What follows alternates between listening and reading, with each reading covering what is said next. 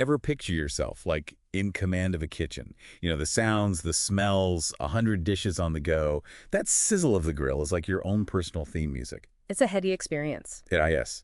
And speaking of head chef, that's exactly what we're diving into today, how to totally own W in that interview and, grab that spot at the pass. We're talking acing those make or break questions, the strategies that are, well, tastier than a perfectly seared scallop. We've got you covered. We're serving up insights straight from RoleCatcher's Head Chef Career Guide, their interview prep modules, the works. But how about we skip the boring list of tips and, actually put ourselves in that hot seat?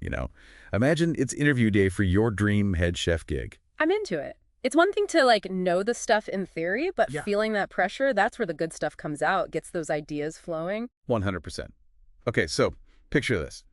First question out of the gate they hit you with. Can you describe your experience working in a high-volume kitchen?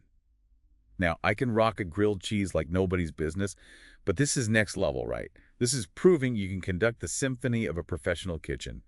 Where do we even start? You've got to show them you don't just survive in that chaos, you thrive in it. Don't just tell them you've worked in busy kitchens, really paint that picture. Think back to our crazy Saturday night dinner rush, orders flying. Were you the one keeping everything moving, team in sync, AD, those plates are still going out looking like a work of art? And get specific. How many covers, how many dishes, and were those orders on point? Okay, so instead of just, yeah, it was nuts, it's, I orchestrated a ballet of 200 plates without missing a beat. Love it. And speaking of specifics, RoleCatcher's AI actually looks for that kind of detail, right? Bingo. Think of RoleCatcher as your interview prep sous chef. Practice answering these questions on their platform. Their AI will tell you if you're being too general and help you really make those answers pop. It's like having what do you call him, a culinary judge, giving you feedback on every single word. I like it. Okay, up next on the interview menu, food safety and all that. They always ask, how do you make sure your team is following all the food safety and sanitation rules? And it can't just be listing off the rules, right? No way. This is about being a leader A&D, being on top of things. Instead of regulations, tell them a story. Like maybe you started using a color-coded cutting board system, no more cross-contamination. And what happened? Boom. Health inspection scores go through the roof. Or maybe you're the one who caught a wonky temperature gauge that everyone else missed, saved the day from a potential disaster. Now, that's what I call proactive. Hmm. Shows you're not just, following the rules, you're creating a whole culture of safety. Nice. And speaking of culture, let's talk about everyone's favorite menu development. That question, it always comes up. Tell us about your experience with developing menus and creating recipes. This is where we get to geek out a little. Right, it's like plating up your culinary portfolio for them. But remember, head chef's a balancing act. It's about artistry A&D being smart with the money. Think about a dish you created that wasn't just crazy delicious, but also worked with their budget, and your diners loved it. Or maybe you revamped the menu, went all local and seasonal, and guess what? Rave reviews. A nice boost in profits. Now tell that story. Okay, so not just, I make a killer risotto, it's my wild mushroom risotto, featuring locally foraged mushrooms, became our top seller, boosting appetizer sales by 15%. Now that's how you make them hungry and impress a potential boss at the same time. You got it. Those little details, they show impact. A hiring manager, they see someone who doesn't just love to cook, but someone who can bring in the money with their food. It's a no-brainer. You know what else is a balancing act? That whole food cost thing. Keeping that quality up there while managing the books, that's like the culinary tightrope walk right there. No kidding. I mean, that's what separates the restaurants that are killing it from the ones barely scraping by, right? You got to be a master negotiator, a budgeting ninja, and still make sure every single plate that goes out is amazing. Tell me about it. Okay, imagine this. Your supplier suddenly jacks up the price of imported olive oil, something you use in, everything. Do you just cave and get the cheap stuff? Nope. This is where you show them, your stuff, right? So you go and you work out a deal with a local olive oil maker. Amazing quality, but a way better price. You kept your standards high. A&D supported a local business.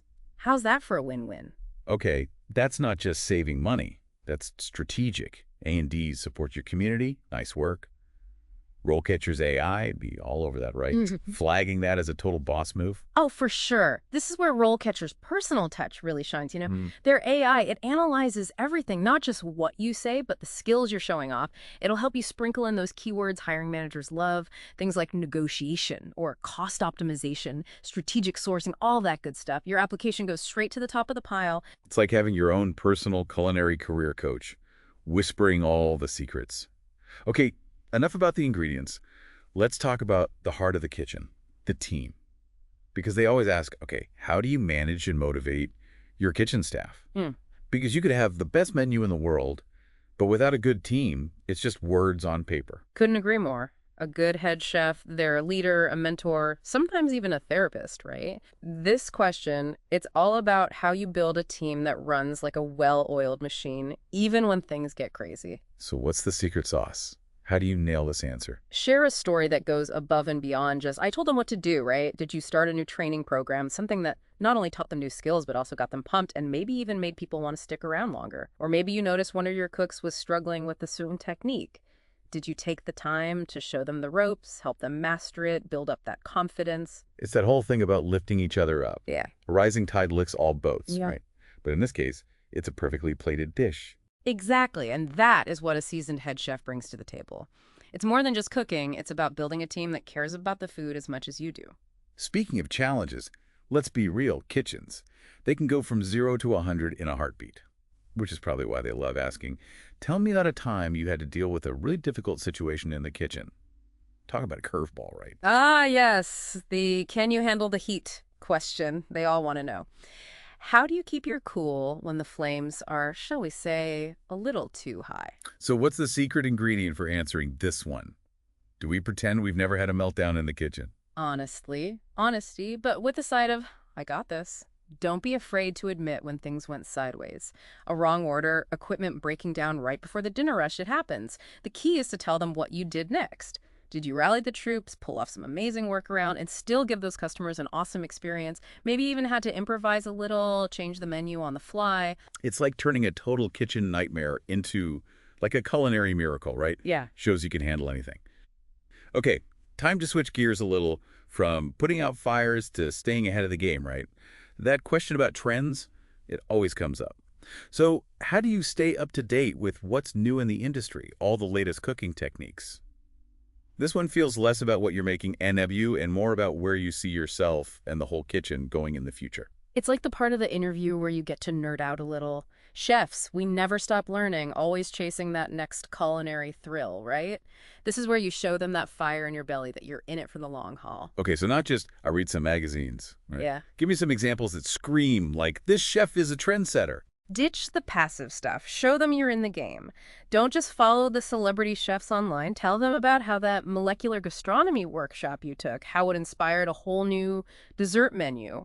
Or maybe you're all about that zero waste movement. Tell them how you're trying to cut down on waste in your kitchen, even experimenting with staff meal recipes, the whole 9 yards. It's about walking the walk, right? Anyone can read about trends, but you're actually out there doing it, pushing the boundaries. I like it. Exactly. That's the kind of chef an employer wants to snag, someone who's not just keeping up, they're setting the pace. Okay, ready for like the final boss level question? Get me. Tell me about a time you had to lead your team through a really tough project or like a major menu change. This one separates the cooks from the head chefs. Okay, yeah, that's a big one. So what are they really looking for here? They want to see if you can roll with the punches, you know? Kitchens, they're unpredictable, new menus, seasons changing, even just like your supplier calls and says, sorry, no more heirloom tomatoes. You need to be able to steer the ship, keep everyone on board, and come out the other side smooth sailing. So what's a good story for this one? Something that'll really impress them.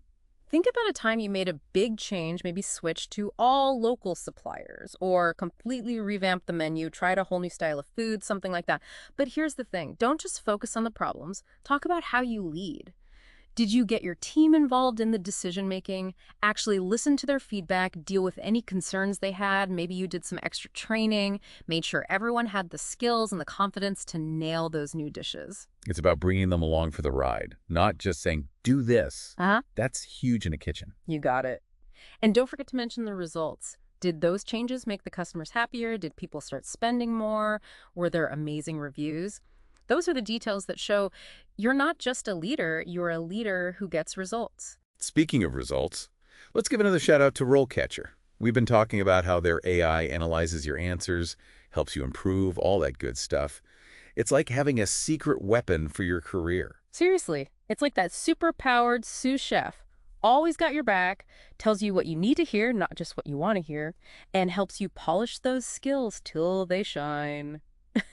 And their career guide, don't even get me started. All those insights, what to expect, how much you could be making, it's like a roadmap to head chef success. All right there. It's about being prepared, right? Yeah. Knowing the interview questions is one thing, but practicing, getting feedback, that's how you walk in there ready to rock. Yeah. And it's more than just the food. It's about how you handle yourself, how you problem solve, how you bring that team together. Exactly. It's taking all that passion, that creativity, the same dedication you put into every single dish, and serving it up in the interview room. Could said it better myself. Because, let's be real, you're not just trying to get a job. You're sharing your vision, your culinary dream. And that deserves to be presented with, a little bit of flair. Absolutely. So to all those aspiring head chefs out there, get out there and kill it. Your kitchen awaits. And on that delicious note, we'll wrap up today's deep dive. Thanks for listening.